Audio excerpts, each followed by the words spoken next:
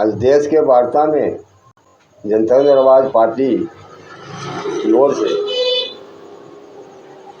भारत सरकार ने पूरे भारत जनगणना का जातिगत का जो है से पारित किए हैं, इस पर मैं बहुत खुश हूँ और पूरे देशवासियों 140 करोड़ वासियों को मैं प्रणाम करता हूँ। इस 140 करोड़ में टीएम, सीएम, डीएम ये सब कोई आते हैं और मैं खास विशेष करके पूरे भारतवासियों को मैं संदेश देना चाहता हूँ कि जाति जनगणना में चूके नहीं। जब तक हमारी आबादी का संख्या नहीं पक्का मिलेगा तब तक हमको कोई भी लाभ मिलने वाला नहीं है। इसलिए मैं गरीब गुरबा भी इससे बहुत ज़्यादा पिछड़ जाते हैं। खासकर मैं लोहार वासियों से प्रणाम करता हूँ, धन्यवाद देता हूँ कि भारत सरकार से लेकर राज्य सरकार तक लोहार जाति को कोई स्तर पर नहीं रखा गया। कारण क्या है कि बिहार सरकार ने ऐसा सूची तैयार करके बिहार में जनगणना कराया जो 4 जाति में खंडित करके छितरा दिए।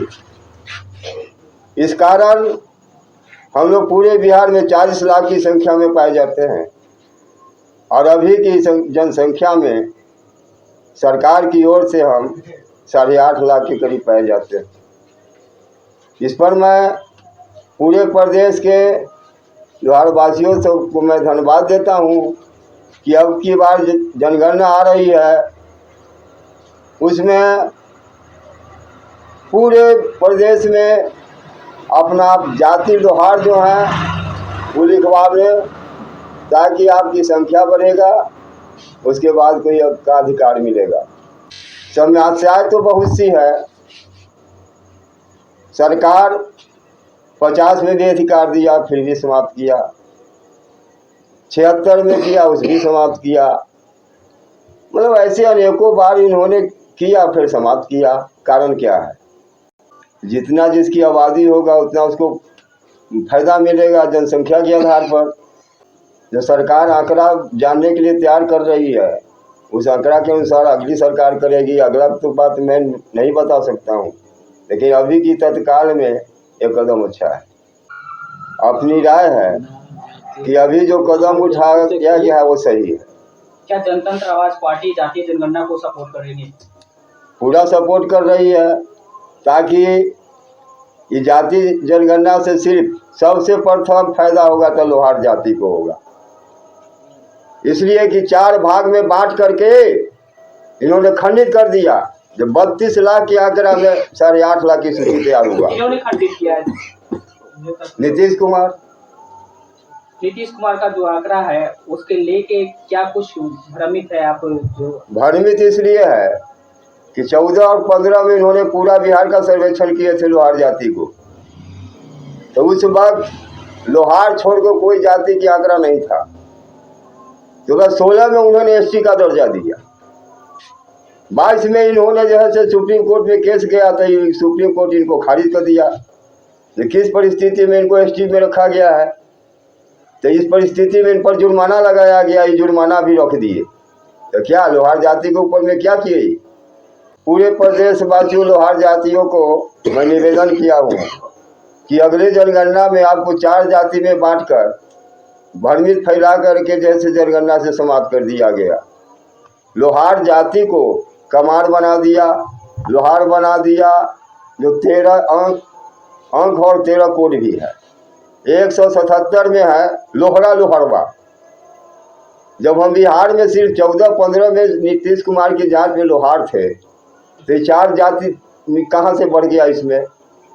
इन्होंने जानबूझकर जिस टाइम में उड़ीसा, बंगाल, जब बिहार एक राज्य था, उस टाइम की सूची इन्होंने जैसे बिहार में लागू कर दिए। उस कारण से हमारी जनता जो से बिखर गई, जिसके कारण से हमको 0 दशमलव पर आना पड़ा।